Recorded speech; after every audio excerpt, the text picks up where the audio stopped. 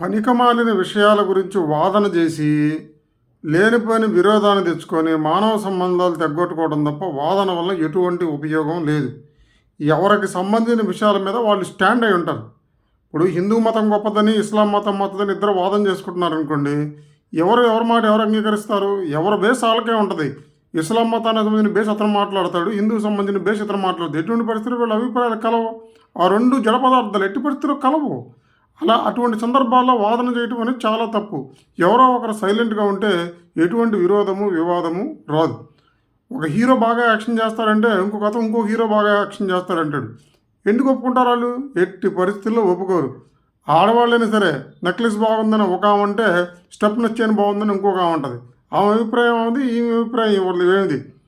ఎవరూ కూడా వాళ్ళ తప్పు ఒప్పుకోరు, వాళ్ళ అభిప్రాయాన్ని మార్చుకోరు. ఎదుటివాడిని గెలవాలనడం కోసం ఒక్కొక్కసారి పెద్దగా మాట్లాడి తన వాదనే కరెక్ట్ అని చెప్పడం కోసం పరుష పదజాలం కూడా మాట్లాడతారు.